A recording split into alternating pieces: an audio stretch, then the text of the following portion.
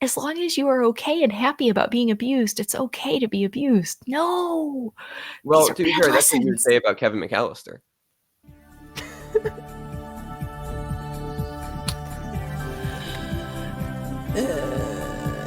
I don't disagree. What time is it in Australia land? 'Tis a crack of 4 a.m. All and right, I am chipper. all right. I got saw at 11:30 a.m. So both in the a.m. Yes. There's that. Well, the best part is right after we're done with this, I have to drive an hour into the city to go do like what will probably be 5 minutes worth of paperwork and then drive an hour back. 2 hours for 5 minutes. Yeah, checks out. Checks out. How long? Yep. Okay, wait. When are you coming back? Never. Okay, cool. Oh, well, if you ask my friend Corey, never. I'm going to Okay. become a fugitive from the law. I'm going to live in the outback in the bush. Oh. Is that? I mean, they were all criminals at one point, right? So Australia got started. Oh, don't tell some of them that. I mean, but am I wrong? I like historically. That's true. Historically, yes. Unfortunately, England was like, get down there, use. Yeah. And then they got a weird accent. A very cool accent. I think it's cool. It's like British. I feel like it's British crossed with like Valley Girl, and then that's how you get to Australian. Okay, that's a really fun way to describe it. I'm going to say that and I'm going to see which of my friends laugh and which of my friends get offended. And I will report back next week. That yeah, for science. Yes, for Um, science. okay, but I'll like see when if they'll let me use their names. I when just use Corey's name because I know he doesn't watch, so it doesn't matter. okay, but I like actually when are you coming back? Uh, in the month of March, I will be back, Okay, cool. So but not before the Oscars. Sorry. okay, so we got like a couple more weeks of Australia Yes, weird time things. yes, Because you're but actually one of the uh, few people that I record things with that's actually normally in my time zone. I Because most people know. are on like the East Coast, West Coast, or just Thomas is in England. So like I had my one central time person, and you've just become now the hardest time zone to schedule.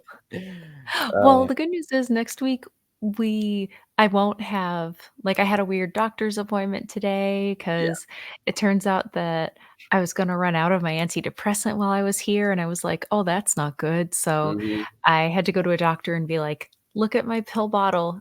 Clicky, clicky, click. It says refill 3 of 6. Will you please give me enough pills to last me from when I run out to when I go home?" And they were like, "Sure." Because, like, it's an active prescription because Sure. Yeah. refill 3 of 6, so they were really chill about it for the most part, but, like, yeah, I realized that I was like, "Oh, shoot." Yeah. Kinda need those. Like, if it had Yeah. been, like, my tumor medication, I probably could have lived without that for, like, 7 Well, days. I mean, if you think you can. I mean, I feel like 7 days without it is not gonna be like, "Your tumor's definitely gonna grow back now," but, like, 7 days without your antidepressant, like, cold turkey just, like, dropping Yeah. off, like, I've I've had I that can't stand happen with their like, and it's because there's some medications where it's just like they run short of them very quick, and then they're just like hard to find, and then Oh. like I'll have to like call around and try to find them, and it's a whole thing. And you have to like miss a couple days of it, and it's rough, and then having to get back on it. Oof. It's not good. Like, No. but yeah. Well, medication. But I'm all set now. Well, sort of. Technically, I have to fill the prescription. I got it, but it was, like, pretty late in the afternoon here, Okay, and then I was like, "I wanna go to the pharmacy." So, I did not, but I know the pharmacy has it because I checked first. nice. Okay, so we're almost there. Like 4/5 of the way, we'll call it 4/5 of the way. Yes. What else have you been doing in Australia land? I'm just gonna call it that now. I'm so excited. I'm finally seeing Dune Nice. in slightly more than 12 hours. I have it. Oh, 84 Dune, David Lynch Dune behind me. Whew. Sir I Patrick Stewart carries a pug in that movie, and it's amazing. I think that movie's fun. I like It that is movie. fun. It Like has a lot happening in it. So many things. it's camp. It's fun. I like it. Good movie. Yeah, I'm gonna be rewatching Dune this afternoon. I was gonna rewatch it yesterday, and scheduling didn't work, so I'm gonna be rewatching it basically when we get done recording here. I mean, if you are you can you wait until tomorrow? Because if you want, I have to get up kind of early tomorrow morning and I have time. We could rewatch it with Clara. we could. I was saying Dune Part Two. I'm probably gonna go again with Oh, Clara.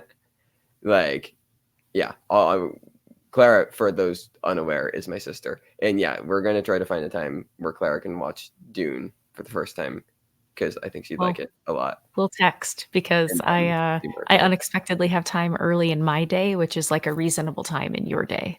Nice. Yeah. No, we'll Yeah, we'll do. We'll definitely find time because yeah, I think so. I have the 4K noise. somewhere. Wait. Ta-da. Ah, pretty. Um. By the way, Yeah. that's a No. dope ass hoodie. Oh yeah, Dungeon Hoodie. Um. Yeah. No.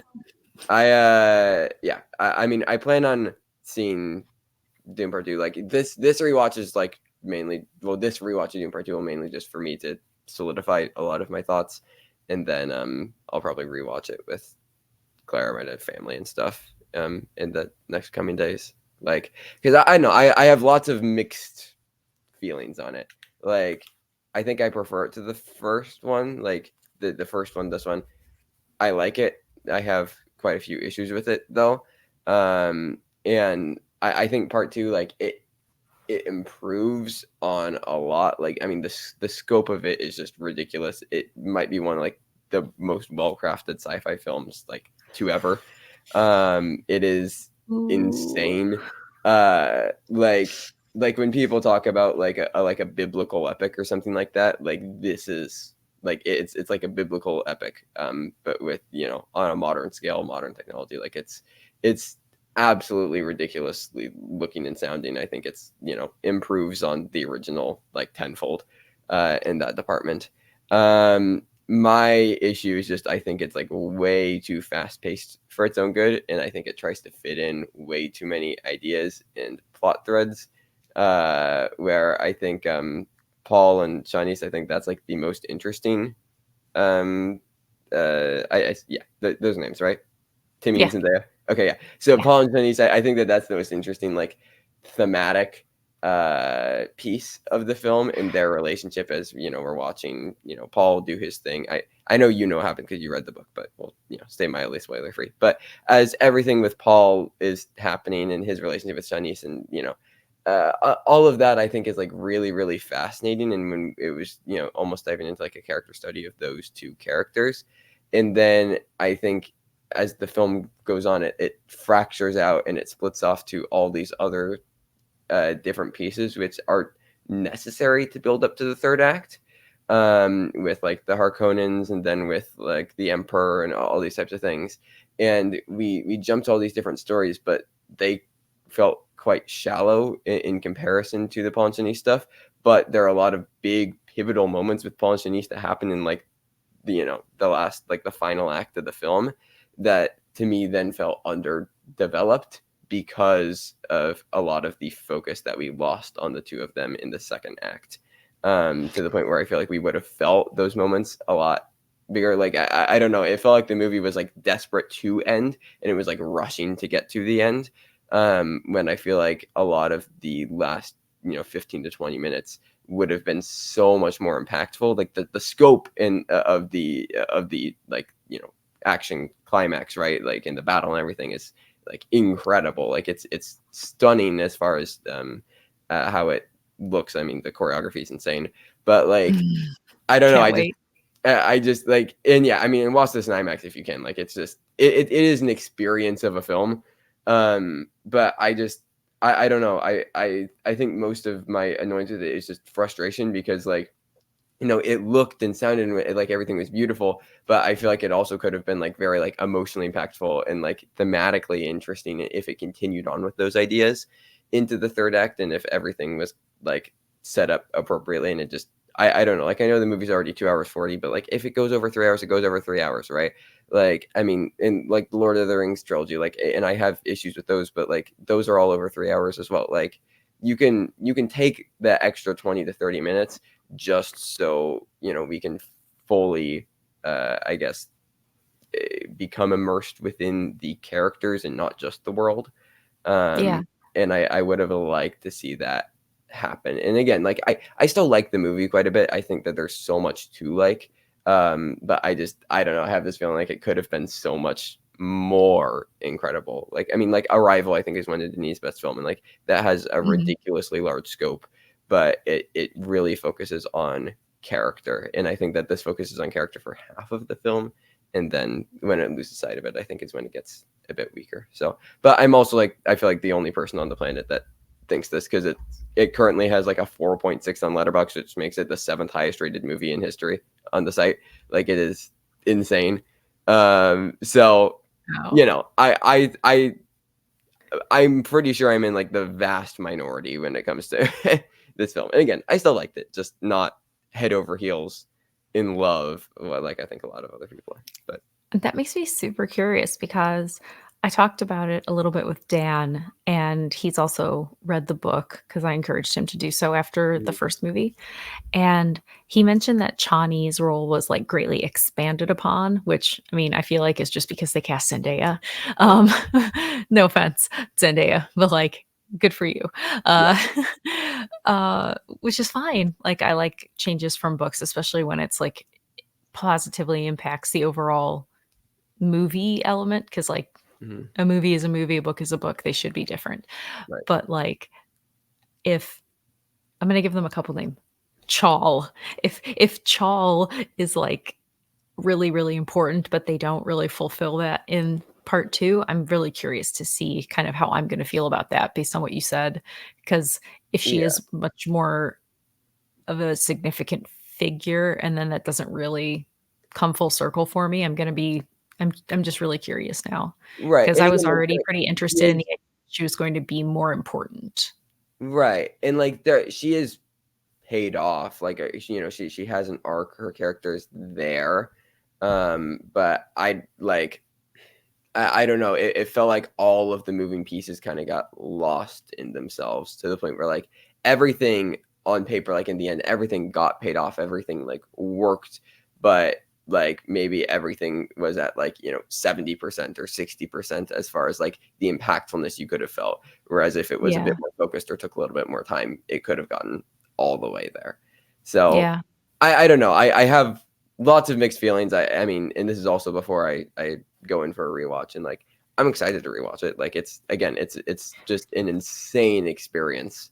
Um, like so, yeah. I don't know. I'm curious to see how it'll play for me on rewatch, but I also think it will work better for people who have read the books potentially.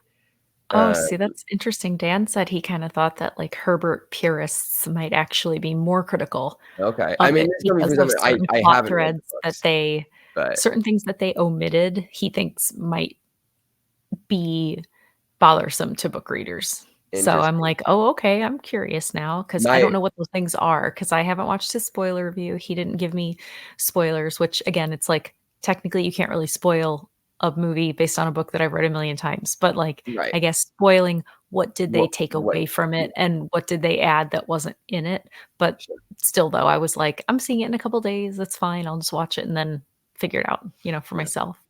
for sure, So, for sure. very So, excited though. Lovely group of folks are going to go see it, and yeah, super excited. yeah, And no, I'll be basically functioning on absolutely 0 sleep, but you know what? I'm still gonna be operating at, like, an 11 going into it, so best I'm way to just gonna watch a movie. crash and burn right afterwards, sleep in the car on the way home. I saw the tweet, there's, like, some people were watching it at, like, there was a 3:30 AM showing somewhere, so people were, like, What? watching it there, and then but people like, it how, like, amazing I it would should be be there now. to get out of Dune Part 2 and then just, like, walk out into, like, the sunrise. That would actually be, like, so, dramatic and, like, kinda Yeah, perfect. yeah. No, for real, like Yeah. Again, like I'm still excited to see it. My only thought was like I feel like some of the rushing through plot pieces might work better for people who've read the books just because they know the full extent of it, so it won't feel necessarily like it's rushed. But that makes sense if there's been things that were omitted. Obviously, I don't. You know, I haven't Yeah. read the book, so I can't know. I mean, If I were and at well, that 3:30 screening, I'd have to walk out and immediately be like, "My planet Arrakis is beautiful when the sun is low." yeah, yeah. No, I'm excited. I'm gonna see.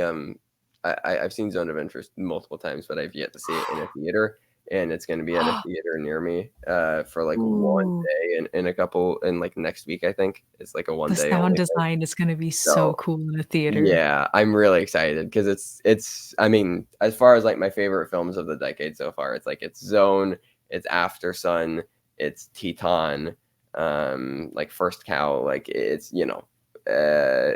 like it's pretty high up there as far as my favorites of the decade. So I didn't get a chance to watch any of those other ones in the theater. I didn't get to see First Cow, Teton, or After Sun in the theater. So I'd be very very excited to see them here. You know what I did get to see in a theater, though? What? Demon Slayer movie. I mean, it's not really a movie, it's technically just, like, the show, like, in the theater, but, like, oh my god, I was so excited, it was so good, oh my god, Trevor. Wait, So, like, what? they showed the end of the last season, the Swordsmith Village arc, and then they showed the beginning of the Hashira training arc, which I'm excited for because, a lot of people don't the people that are, anime only, which I've only just started getting deeper into the Demon Slayer manga myself. But the rest of the Hashira are so freaking cool, and anime only people don't know anything about them yet. And so we're finally getting to like really meet them and get to know them. And Nice. it was so great. Like it was such a great like episode, and there was some really great jokes. It was me and like three other people because it was the penultimate day of the like theatrical run. So Mm, basically everyone that was going to see it had probably already seen it, Artisan, and it yeah, was a school night. So and it was like the last showing of the night also. So, you know, yeah, I didn't think anyone would be there, but it was like me and three people. But oh my gosh, it was so good. And like two of the main trinity of characters weren't in the last season at all. And so they came back, and it was nice. really good to see them again. But oh my gosh, seeing some of the stuff from the last season in a theater though, like some of the really big like emotional moments, Sure. it almost like it tugged at what would be my human heart if it were in If there. you had one, right? Yeah. Yeah. uh, Oh, I did that. Those are always fun. Like when you go to like the last possible screening of a movie. Like I did that with a friend for Babylon, and it was our third time watching the movie, and we were both obsessed with it. And like it was only us in the theater, and we had like a religious yeah. experience watching that movie. Which Did you that every time you saw it? huh? Every time you saw it was a religious Every time experience. I thought it was a religious experience. I was the first time I watched that movie, I was like, I don't think I spoke for like 30 minutes afterwards. I like, yeah, that's another one where I think I'm very much against the grain on that. But that's like I talked about my favorites of the decade. Like that would be in my top 10. I adore everything about the movie. I think it's Damien Chazelle's best film. Like, I Ooh, I genuinely do. I think it's bold statement. incredible. So, yeah, yeah. Oh, wait. So this is kind of I just made a connection in my mind. So, the trailer for season 3 of Hacks dropped today, Okay. which is one of my favorite ongoing shows. Has Yes. Gene Smart, Hannah Einbender, right? Would very highly recommend it if you haven't already seen it. Great show. But so this connection is made because Gene Smart is in Babylon, and Mhm. gives one of my favorite monologues, like in film. In that, I love it. But anyways, I can't remember if I've told you this before, but people have always talked about doing like a Sunset Boulevard remake with Glenn Close. I think if you have to do it, it should be with Gene Smart. I think if you have to do it, Gene Smart. I don't think that we should be remaking Sunset Boulevard, but if you got to, I think that Gene Smart would be perfect in the Gloria Swanson role. I could see that. I could see that. I think better Yeah. than Glenn Close, at least. Like, I would much rather see her than Glenn. I could see them both doing a spectacular job, for sure. Both phenomenal actors. Yeah. So, but I wouldn't have thought of her until you said it. But then I thought about it and I was like, yeah, yeah, I know. I for think she'd really sure. fit the role. Like, I Yeah. think if you gotta have somebody play that, yeah, I don't know. That Glenn Close thing, that's been like in production hell for like 10 years now. Like at a certain point, it was supposed to be like her Oscar. Like, oh, we're finally gonna give Glenn Close an Oscar. No, they're Which is not. just she's never gonna win one. Let's be completely No. honest. But yeah, I mean, I don't know if she'd even be like too old for that role at this point. I mean, just to match up with the age of the original. Like, Yeah. I don't know. I don't know. But who knows? Anyways, that's been like my one weird fan casting thing. Like if you gotta do a remake Sunset Boulevard, I think Gene Smart would be perfect. I think you need to tweet that. I think I did at one point. Oh, my I've bad. tweeted most things, for better or worse. Fair. But yeah. What was the other thing I saw in the theater this week? Oh, I saw the new Coen film, Drive Away Dolls. Oh yeah. What It did was you fun. think? That was just Yeah. fine. Like it felt more like a It seems like like it's polarizing. People are like really yay or nay. yeah. I I mean, guess it's very though art should provoke. right. Like it's very fun, very gay, all good things. But it also like it just felt like Excuse me. somebody's like an inexperienced filmmaker's idea of what a Coen Brothers movie would be, like kind of like the lowest common denominator of a Coen Brothers movie. Oh, Um, and like it does the Coen Brothers things, which aren't bad. Like I mean, I'm not like in love with the Coen Brothers or anything, but like I generally like their films. Um, but I mean, in this one is just Ethan, yeah. which is interesting. Because I think this is his first narrative feature by himself, and Joel's first was Tragedy of Macbeth. Much preferred Tragedy Mhm. of Macbeth. I really really love Tragedy of Macbeth. Whereas this it was more, it was fine. It was fine. Like it's fun. It's short. It's only 80 minutes, but not really something I would be rushing to revisit. Really. So, Mm. but yeah, should we talk about the movies that we're supposed to talk about? Trevor. I like G-Force. Trevor. I think it's fun, except for when it's racist. Trevor. It took me so many tries to get through this movie. Like the jokes in it are so bad. And there's like it's like a joke every 20 seconds. Yeah, Like the there's so movie many. doesn't like give you any time to breathe. And some of the jokes are just so bad. And My favorite thing is that whenever like Penelope Cruz's guinea pig shows up, it's just aggressively like Hispanic music, like just the and it's the same thing every single time. Like one of my favorite Letterboxd reviews of it is that you can't just put the same Black Eyed Peas song 7 times and call it a soundtrack. yeah. It's funny because it kind of felt like um the You're at a oh loss for man. words. I've broken you. Like no, like the thing that you put on to distract your kids until you realize that you've actually like decreased their IQ and then I you think this is. regret your I will choices. argue. I think that this is better than most children's movies.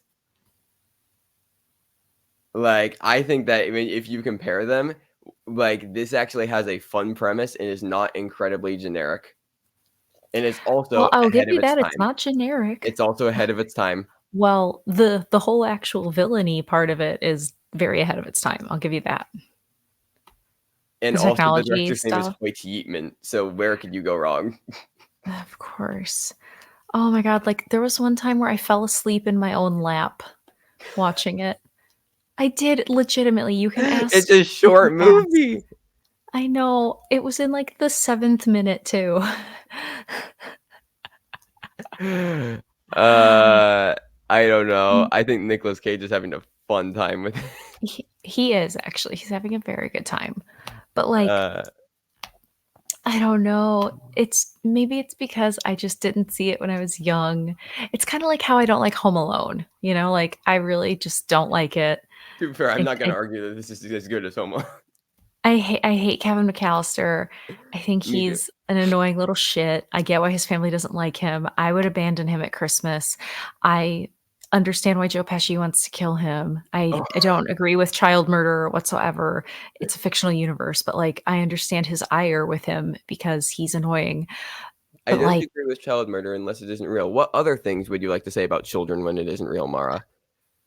um I agree with the idea that children can exist, Oh, especially when they're not real. okay, cool. Like, No, I'm just joking. But like, I just, you know what I mean? I bet if I'd watched that movie as a child, like if I'd grown up in a, you know, a Christmas celebrating household, I bet I would have watched Home Alone a million times. I bet I would have loved it. I bet I would have thought Kevin McAllister was like my idol. I bet I would have been like, yeah, murder those old robbers. I Let's think that's a do. problem if you think Kevin McAllister's your idol. Like, are there people who think that? Oh my God. Like everyone that I know that loves that movie was like, when I was a kid, I wanted to be Kevin McAllister. He was the coolest. Like, obviously, as adults, they're like, oh my God, I was an idiot. But I was like 8, you know? And I get it. Like when I was a kid, I wanted to write Falcor in the Neverending Story and go, yeah, yeah. And I realize now that I can't have my own luck dragon, and that's unfortunate. But you know what I mean? I totally get it. G-Force was probably like super sick watching it as a kid. It's just that I'm an adult human. That's probably why. Also, guinea pigs not quite my thing. Also, like they had that Toy Story-esque thing with like the older brother of the adopting family who was like Sid from Toy Story, where it's like, oh cool, I'm going to like abuse animals. It's super funny. And I was like, I don't think that's funny. It's not funny to me. And then the animal is like, I'm totally here for it. I'm comfortable with the abuse. And I was like, no, no, this is a bad lesson to put in front of children. As long as you are okay and happy about being abused, it's okay to be abused. No, these Well, are to be bad fair, that's what you would lessons. say about Kevin McAllister.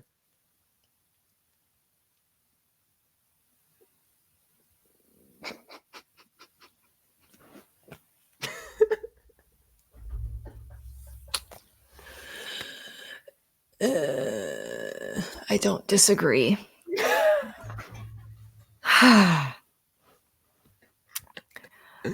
I can't wait to see what you pick for the cold open of this episode. I have We're so many giving you options. so much material. I have so many. You gave me a lot in the last 5 minutes. I I know. Oh, something I about you mean, wanting to say like you murdering a child like in a fake world or something. I don't. ugh. No, but like, I mean, let me put it this way. It was a great movie to watch while chopping vegetables. I did not injure myself while chopping the vegetables, nor did I injure anyone else. So we're all fine here now. How are you? I I I feel like this would be a good movie. I know we talked about a drinking game earlier, and obviously I can't do that, but I feel like this would be a good drinking game movie for people who can. Okay, what should people drink to? Every time the Black Eyed Peas are played, you'd probably be dead, but it would be, you know. Oh gosh, I knew he was gonna do it, but like when they did the Die Hard reference, I was like, and I need to just leave now. I have to Hot leave. take, better movie My than Die Hard. I don't like Die Hard. my Uber's here. I gotta go.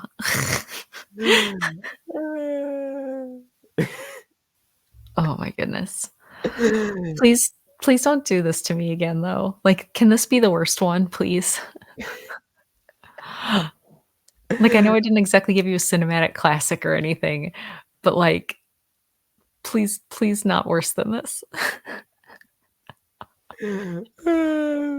At least not for Well, a while. Give me some like prestige cinema. I haven't. I know what we can do next. We can do something a little better. We Okay. can. I'm actually torn. I don't know which of the two movies that are in my brain that I want to give you next. Oh, excuse me. One of Listen, which okay, is not logged on your Letterboxd, so I'm pretty confident you haven't seen it. And the other one, I didn't actually check Letterboxd, but I'm also pretty confident you haven't seen it. okay, cool, cool. So, I yeah. I want to draw a comparison. G-Force, very similar opening 10 minutes to Top Gun Maverick. Actually, yeah. Yep. Yeah. Yeah. Like unironically, the entire narrative through line of this very similar to Top Gun Maverick. Kind Fight of. against the future AI person, the one guy who's like, been doing it the longest. He has to give one last mission. He has a team. I don't know. It's A close. little bit, yeah. At At least least the there's first not minute. like a mole Yeah, that and doesn't who's an exist. actual mole. Who's an actual mole, which is funny. I'll say it. I'll be honest, I did not see that coming, that he was like a bad guy. I did not. When you hide it in plain sight. Also, sorry everybody for the G-Force spoilers. Oh, yeah, from the Um, 20-year-old movie. this came out when I was 4 years old.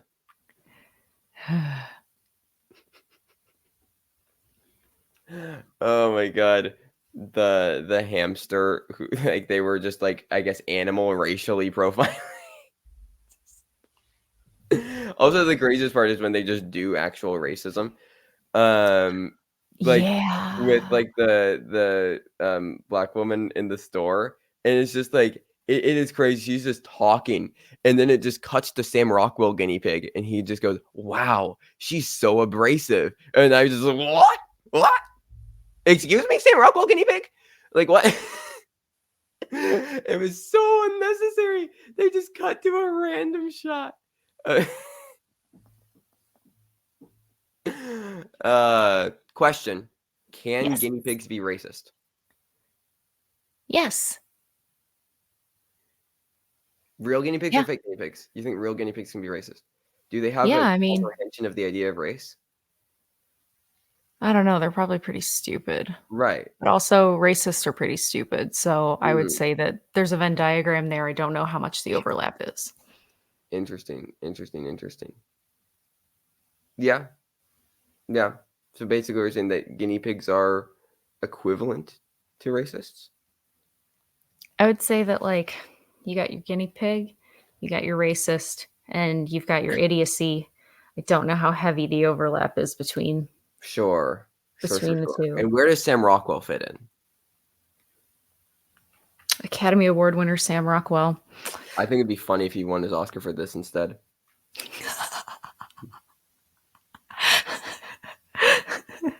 I think it'd be great if in his like 3 billboards acceptance he was like, I'd like to thank Hoyt Eatman. I think you think Hoyt Neatman for G-Force. I prefer this movie to. I don't like Three Billboards Outside of Missouri. I think that movie annoys me. I want to revisit it. I haven't seen it since I saw it in the theater. I I just think enjoyed him in it, but I yeah, don't really remember much about like the greater movie thinking it was anything like super spectacular. I just remember I enjoyed him playing that role. sure. Like I thought he was fantastic. I I don't know. I just don't think I'm the biggest McDonough fan, to be honest. Like I liked Banshees, but like in Yeah. Bruges, I didn't really care for. I like Three him Billboards, I Bruges. didn't really care for. This is another director I'm in. I mean, the vast minority on. I know most people love his work, but I don't know, something about the way that he writes. Like he's very much a. I mean, yeah, I don't know.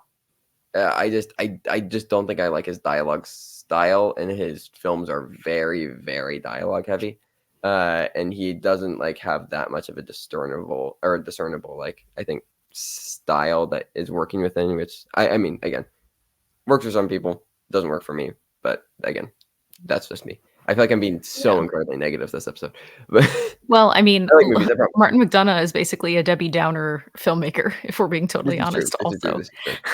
I haven't seen like, Seven not that I'm saying I Psychopaths. don't like it, but That's the one that I haven't seen. Seven Psychopaths. That was I worth. actually haven't seen it either. We should throw that on the list. Yeah, yeah. Have you? Do you know that he's an Oscar winner? Did he do a short film? Live action short film, but it was before he made a feature. So he's one Nice. of the few that like actually, made the short film one and then went on to have a feature film career, which is That's actually cooler, way cooler. which is I think what most people should do. Even though I am happy that Wes Anderson's going to win his Oscar this year for sure. Like, even though I do think the category should be for like, up and coming filmmakers, like I'm not going to be upset about Wes Anderson. Like I feel like he deserved an Oscar earlier. Like he should have won like a screenplay for something at some point.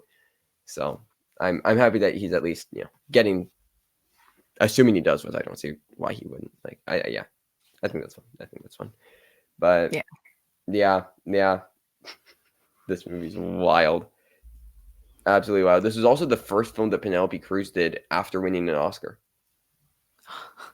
I guess she was like, I'd like a beach house. Where I go to guinea pigs. G-force. Oh god. Yeah. Is that all there is to be said about the guinea pig movie? Here's the thing. The budget on this movie had to have just been ridiculous because obviously they computer generated all Wait, I these want to guinea guess. pigs, I'm gonna look it up. but Wait. then they did that animated like slight credits thing. Like they did the little dancing thing, like the pre-credits, like, hey, it's the credits, but not quite the credits thing as they were Yeah. starting. I was like, you guys paid money for that. Okay. You paid money to animate that. What's your guess at the budget? I'm gonna say like 75 mil. 85. See. I almost said 90. No way. Is it like 120 or something? 150. I almost said something ridiculously high. And that's in freaking then money. Adjust it for inflation. Adjust it for inflation. Okay, wait. Also, how much do you think this movie made? Now I'm going to say 60. $293 million. What? Children? Oh my God. Parents and children. Wait, American families. Hold on. Was that worldwide gross or US? Worldwide. It wasn't. Okay. It was worldwide. Okay. Okay. So 2009 money. So let's see. Oh yeah, that's right. Sorry, this was later than I thought. What was the budget? So it was 150 mil. So in today money, that would cost $215 million. Oh my God. And let's see what the box office would have been, though. In today money, it would have made 421 million worldwide. Oh my God. It's insane. Where's the cinematographer now? Bojan Bazelli. What's he up to? He probably works at Cinnabon. Recently shot Murder Mystery 2, Peter Pan and Wendy, Snake Eyes, the G.I. Joe movie, Underwater, Six Underground by Michael Bay. He did The Lone Ranger with Gore Verbinski, Pete's Dragon, David Lowery. So, he's been around a bit. And also possibly works at Cinnabon. And also, oh my God. Wait, he does have an Emmy Spirit nomination for Best Cinematography for the film King of New York by Abel Ferrara, starring Christopher Walken, Larry Fishburne, Wesley Snipes, Giancarlo Esposito. Okay. Cool. I love cinematographers have the wildest careers. Like they always have just the weirdest combination of projects that they've worked on. I mean, just as an example, this or like Rodrigo Prieto doing Barbie and Killers of the Flower Moon in the same year. And there are far more extreme examples of that. Like cinematographers are crazy. So, yeah. Okay. You want to talk about Saw? Okay, so this was very of its time. I could tell. And it was super low budget. Obvi. I'm gonna say like 5 mil. Oh my God, 1.2 mil. Jeez. I was gonna say it was very low budget. Yeah, I mean horror is just so it made 103 million off 1.2. Like horror is just insanely profitable. Well, I mean, also like again, think of it. It's kind of like how we talk about like Pulp Fiction, where it's like in its moment. the idea of nonlinear storytelling, people like lost their absolute minds. Like in that moment, him getting up off the bathroom floor at the end was like people lost their absolute minds over that. Like it was such a great twist that you know, and then people had to go back and watch it again because they were like, "What did I miss?" Like, "Oh my god." Yeah. It was such a crazy thing to start out. And of course, I do encourage people watch the second one. At least the second one actually is very good. Okay. Third one is a significant drop in quality, but I think the initial trilogy is still worth it. After that, just don't anymore. Just quit. I've seen all of them many times. Don't Oh, watch anymore. Jesus. I yeah, I don't know. It feels very stuck in post Matrix world as far as the editing, where it like really wants to do like there's one like when they're in the cars where it's like, why are we zooming in so much? Oh my god, what? Like, It's because they filmed it in a warehouse. mm, They didn't actually drive, like, a car at all. That's okay, part of so why they did it it's like that, like because they just didn't have the money, so they were just, like, in a warehouse, yeah. with fog. I feel like that's I how most know. of the movie we saw. I feel like they just got a warehouse and then put together sets. Like I feel like Yeah. that'd be fairly, yeah, easy. Makes sense for the budget. I That's wanted what I to read. mean, though, this movie just, looks and feels exactly like when it was made. It was like, Oh "Would you yeah, like no, to for sure, visit right? the early to mid-2000s? Watch this movie." Yeah, no, absolutely. I'm gonna read out some letterbox reviews because I think that they're funny. Um, Yes, please. maybe if Adam didn't say "Give me the sweet cancer," maybe Jigsaw, a cancer patient, would have left him to die in the bathroom. Oh, ouch. Sick burn. um, uh, a gay twink and a bisexual dilf get locked inside of a dirty bathroom for 8 hours, and you won't believe what happens next. Oh my god. Oh my. Oh my. My. Someone got. Okay, unironically though, I think that this film is very homoerotic. Like when they say goodbye to each other at the end, give each other a hug, I don't know. I think there's something there. It is crazy. There's like that's like half of the top Letterboxd reviews. I don't know if that says more about Letterboxd or the movie, but I I mean, they trauma bonded. I mean, they the relationship would absolutely never don't. last though. Listen, if he was actually tweeting, God, cheating on it. If he was actually cheating on his wife, who's to say it wasn't with a man? Or who's to say it wasn't with a woman? Who's to say it was with a man? We don't know. We shouldn't judge either. No, I'm just saying. Yeah. Um, yeah, I Man, mean, remember Monica Potter? She was actually in movies still for a minute. yeah, I kind of didn't know that she existed. She was in this, Along Came a Spider, and two other things, On all in air. boom, Gotcha. boom, boom, boom. Yeah, And then never again did we see her yeah, for a minute. And then we saw her 10 years later for two more movies. And then I don't remember seeing her ever again. interesting. Very interesting. I mean, yeah, no, this is just fascinating. Like, just I don't know. Like, it very much like it has its own vibe. It knows what it wants to do. I didn't necessarily enjoy it all the like I don't know. I'm like with body horror for me. Like I like body horror a lot, but typically when it's doing the philosophical the separation between body and mind and how do those two things interact. And all this, obviously like Teton's one of my favorite movies ever, and I think that falls very much into this. I don't know if the body horror in this served a purpose beyond the plot, but it was effective. So give it that. Like it Well, definitely and they didn't get into the gratuitous stuff until movie 3. So at least it was fleeting as well. yeah. I mean, it's interesting because I feel like this kind of kicked off the torture porn kind of wave of film, at least in the contemporary era. But this isn't that there isn't I that much think torture. Hostel was kind of the big Sure. one. Okay, that's fair. But And maybe no, I'm just no, missing this the was kind of soft the franchise. stepping stone. Right. Because I feel like that's where the soft franchise eventually goes, right? Oh, Um, no, yeah, like, by the 3rd movie, I think, is where it starts, like, amping it up, because the sure. 2nd movie has some, like, cringe-worthy, and I mean that genuinely as in, like, it, like, is gonna make you go, like, oh, like, Yeah, stuff that's hard to look at, but that's not really gory, like, for example, again, these are movies that are, like, old.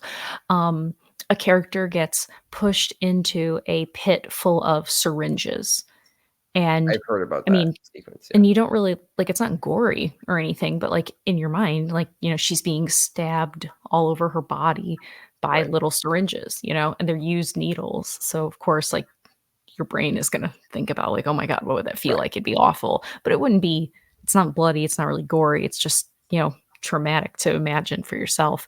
So, it's like that kind of a level of they amp it up, and it's a little more psychologically thing, and, like, you see somebody sure. you don't really see it, but you kinda see that someone burn alive, but you really see it more through the other characters' reactions. So, like, they step up the violence a little bit, but it's also a little more like the putting yourself in their situation. The 3rd one is like, "Oh, you're gonna watch someone, like, get ripped apart from the Yeah, inside out," and, like, stuff like that. And the 4th one is just that like, just doesn't "Oh, seem no, it's enjoyable. crazy."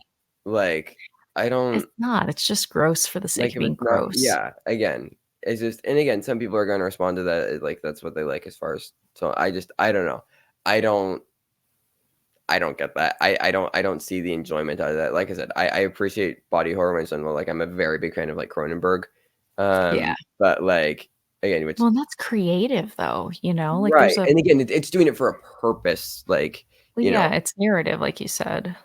Yeah, and, like, I mean, this though, like, this just feels like a fairly, like, tight, like, 2000s thriller, to be honest, Yeah. more so than, like, a torture porn, body horror type of thing. So, I mean, yeah, no, I think it's, like, it's perfectly fine, I think, for what it is. Like, it very much, especially considering the budget, like, I mean, it Well, and it accomplishes. was originally a short as well, so, like, it actually was Okay, even yeah. I mean, teenier. that checks out. This, yeah, would definitely work as a short. But, I mean, yeah, no, like, it was able to manipulate your emotions in a way that didn't feel emotionally manipulative, I guess, Mhm. with how it, you know, I mean, it plays on, like, fairly certain tropes, like, oh, the family separated and using, the attachment to the family and all these types of things. But I don't know, yeah, it does it in a way that just works. Like, I think Juan had just a very solid grasp on, a lot of what he wanted to accomplish with it, and he does it, even if, again, wasn't all entirely for me, but, like, I think you can't really fault the movie for, that it, like, failed with what it was trying to go for. So, yeah. Yeah, I mean, he and Lee Wanell together as a team, I think, are just they really they just did something with that movie at that time, Mhm. specifically, because, Yeah. like, I was in a theater for this movie, and I was like, Mhm. "What? Yeah. Also one of the most iconic scores, What?" I think, of, like, this century. Yes. Like, And you know what drives me crazy? Almost any time that they use this music on Settle the Score, no one knows it. And I'm really, sitting there screaming at my laptop, I'm like, "How does no one know this I feel like this music?" is, like, really iconic. Like, I'd been familiar with it for a while before I'd seen the films. I know. Something like I don't know. Yeah, I feel like it's, like, everybody know yeah, I just feel like everybody knows it. Like, it's one of the, I mean, is it, like, the most iconic, like, 21st century score for horror in particular? For horror, I would say probably. Like, I feel Like like it is for 21st horror. century. Yeah. Yeah. Yeah. 'Cause there's also, like there are horror franchises, but, like, for example, The Conjuring, like, what is the music of The Conjuring? Right, yeah, and, like, obviously, you have iconic, like, that, like, the Halloween score, but that's obviously taken from, a previous score from, like, 1978 and all those Yeah. other films, so, yeah, no, I feel like, yeah, as, like, a horror theme, I can't think of really any other one that's stronger than this, to be honest, so, yeah, no, I mean, It's a pretty cool observation, I hadn't really even considered that. yeah, yeah, yeah, but, no, it's fun. Will I ever watch the other ones? Probably not. Did you see Saw X? Because I heard a lot of people, like, really like that one. So, yeah, I've seen all of them. I've Okay. seen every of I've seen all the scenes The I've sauces, the sauce, the sawn sauce. them. You Uh, I let me put it this way, even in all of them, there's at least one small thing that I like or appreciate, but none of them are actually worth existing after really the second one. There are things in the third one I like more than the things I don't like, but that is where it stops. Like, I still really don't think the third movie is very good. I think Sure. the second movie is pretty good because I think that they still managed to do enough to like surprise us and to smartly pull the rug out from under us like they do in the first movie, kind of where you're like, oh, a thing we thought was a thing is not really a thing without being a gotcha or a, oh, look how smart of a screenwriter I am. I'm so much smarter than you, viewer. They're the most annoying scripts when it's just like I don't know. Like you can feel like the screenwriter, like after they wrote something, they're like, "Oh, that I'm really gonna get him with that." Like, I just shut up. I don't like. You don't need to like. I don't know. It's just annoying. There's certain screenwriters that just get under my nerves with that. But I was just gonna say, like, I obviously Rotten Tomatoes is not the end all be all with films, but it's fascinating. So up until a couple of years ago, the highest rated film in the franchise was this one. The original saw at 50%, which is still rotten. Uh, Yeah. Sox came out and got an 80%, which is crazy. Like people loved Sox. It got a 60 on Metacritic, which is like a positive score. That's higher than like 5 or 6 Best Picture nominees so far this decade. Like people loved Saw X. I mean, there was a lot in that movie I liked, but it just still wasn't like enough for me to be like, I'm so incredibly glad that movie exists. Like, it Fair. just still wasn't worth it. I was It's- just curious because like I mean got to the point where like I was like should I see this because like I just a lot of people loved it, but I don't know. I mean, Tobin Bell gives a great performance. Like, I heard that he's incredible in it. he's the best part of any of the movies that he's in, usually. Yeah, Like, that makes sense. Like but like it's also kind of predictable because it's like, oh yeah, he has cancer. He doesn't get his cancer cured. Oh my god, I'm shocked. sure. Sure. I was just on Rotten Tomatoes looking at that, and I got an ad that said, "Go see Alex Garland's Civil War in theaters April 12th," and that felt like a threat. Um, that movie, It's we should talk about that on the show when we get to, because that's going to be a film that will be yes. real. In fact, uh, yeah. Well, should we pick what we're doing next week? Unless we have anything else to say about Saw. Now that we've I mean, seen I Saw. think we kind of did it. I think we did. I think we did. I think we had conversations. Um, so I feel like we should definitely spend time to talk about Dune. Like, I mean, we're going to talk a lot about Dune next week, and I feel like we could just Yes. end up having 3 films next week, to be honest. I mean, unless we want to dedicate an episode to Dune to, but I feel like it can just be a third film. Sure. Either way, we'll figure it out. I Well, mean, we could always do the thing we were going to do, which is just decide we want to cumulatively revisit Arrival also, just that's true. because it's a great movie. That's true. That's true. We'll figure it out.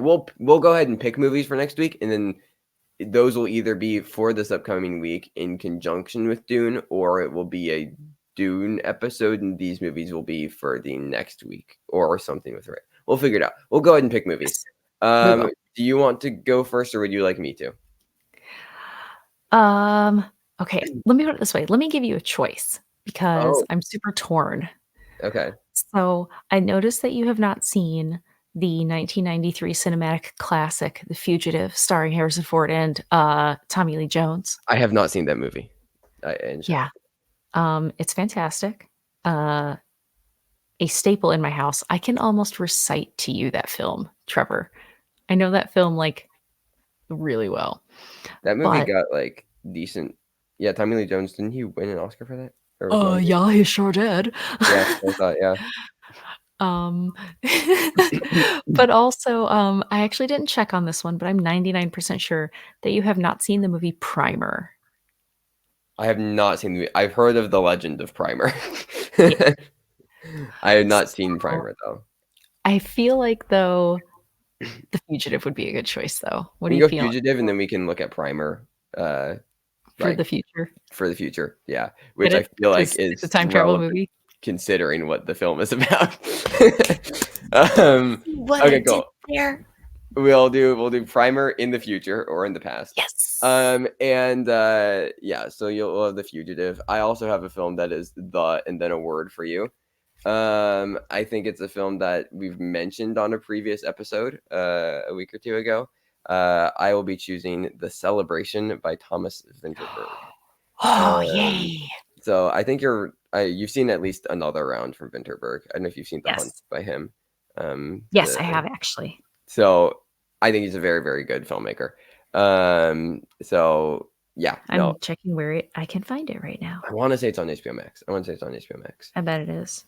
But yeah, no, it's excellent. Just on Criterion, but luckily I have that, so Okay, not a probs. cool. But yeah, no, I mean it's basically it all takes place at 60th birthday party of the patriarch of the family, and I mean it was the inspiration for Succession in a lot of ways, both as far as like narratively and then also just its visual style.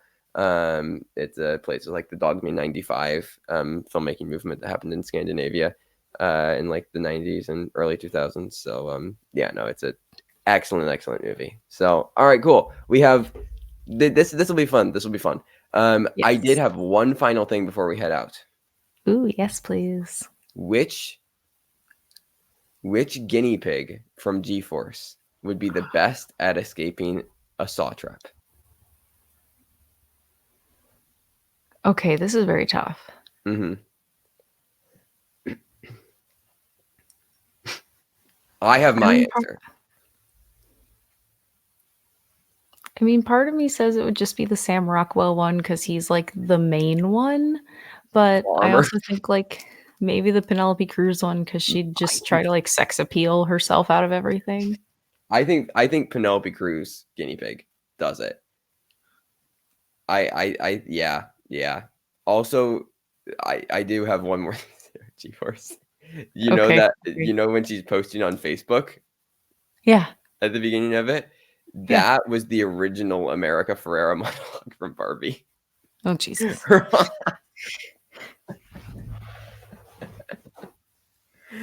And on that note, thank you everybody for watching The Basement. Well, next week we'll be talking about better movies, The Celebration and The Fugitive. It We is have going to be a nice change of pace. good cinema next week. What are the Letterboxd score? I go off of Letterboxd for everything. Cinema. I think that Letterboxd is a better like score And also aggregator. Dune. Things that are And Dune. Dune. Yeah. No, both. Yeah, 3.9, 4.3. Dune's at 4.6. We're gonna have good cinema next week. So The Fugitive, The Celebration, and I mean Dune Part 2 will be talked about in the opening, but it will end up probably going for 20 minutes, knowing us. So, And also, I think there'll be daylight hours here. oh my And god, in the day, in the insane. day. Okay, I will probably go watch Dune Part 2 for the first of 2 rewatches this weekend. I'm going to have to move someone's car who's blocking in my car, and then I'm gonna go drive for an hour. So, Comment below who will have more fun. yeah. All See. right. Thank you for watching. We will see you guys next week for The Celebration, The Fugitive, and Dune Part 2. Peace. Goodbye.